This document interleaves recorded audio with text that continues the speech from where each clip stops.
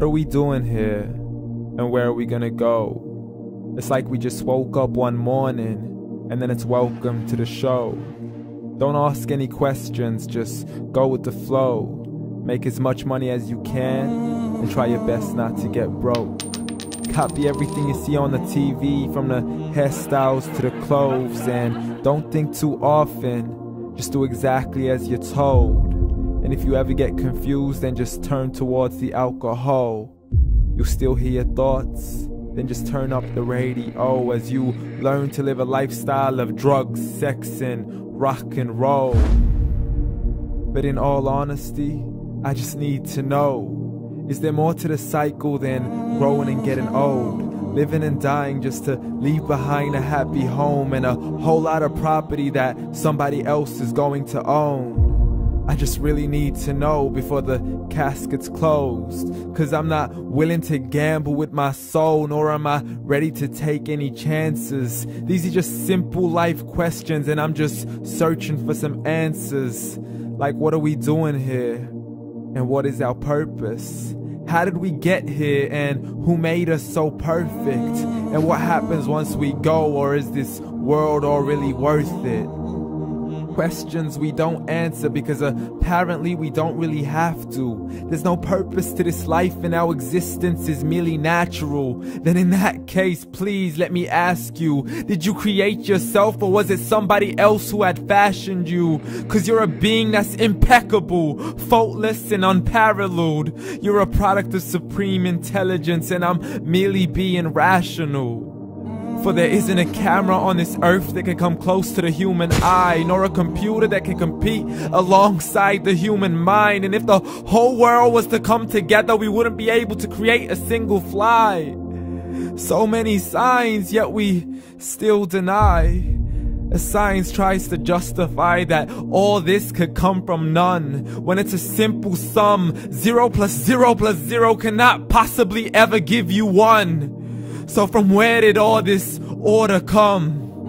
For everything has its origins, a maker, a creator of its own. I mean, the only reason you're watching this video is because somebody had to press upload. So we can believe in the Big Bang, but I'd rather believe in He who caused it to explode. Allah, the creator of everything along with every single soul. The ever-living, the master, the only one who is in control. Unlike his creation, beyond our imagination. And no, he's not a man, nor does he have any partners in association. He's on his own. And no, he did not ever leave us alone. Just like every manufacturer, he left us with an instruction manual. The Quran and Islam, and I'm sorry to jump to conclusions, but it's the only one possible. The only definition of God is the one and only supreme being. It's logical, a book with 0 contradictions, with miracles that are both scientific and historical, all revealed over 1400 years ago. Like the detailed description of the human embryo. The descriptions of the human embryo in the Quran cannot be based on scientific knowledge in the 7th century. To the mountains as pegs holding firm the earth below, and the 2 seas that don't mix in a complete separate flow. To the planets in orbit, alternating night and day as they stay in flow. The expansion of the universe and the creation of everything from H2O. To the stories of the past and the preservation of Pharaoh. To identifying the lowest point in the land where Persia defeated Rome. The gushing fluid that created man in the glands between the ribs and the backbone. And not a word has changed, it's still the same. So please explain how all this was known over 1400 years ago. To a man who couldn't read or write, as he would recite whatever the angels spoke. And if you still don't believe, please try to come up with something that's even close. But you can't, so we took God as a mockery and his messengers as a joke. Muhammad could not read or write.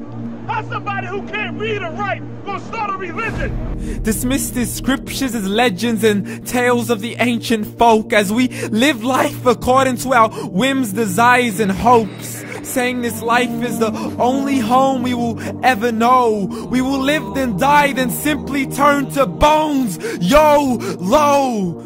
Correction, after the grass dies, the rain arrives and it regrows, and Allah promises to do the same thing to your very soul and bring you back from your very fingertips to your toes, as the all-seeing supreme being watches us so close, and we are surely being tested in our wealth, our health, and our self, and everything that we've been blessed with. So believe, for we will surely be resurrected and be brought back to our Lord and account for every single deed, as He hands us our books and orders us to read.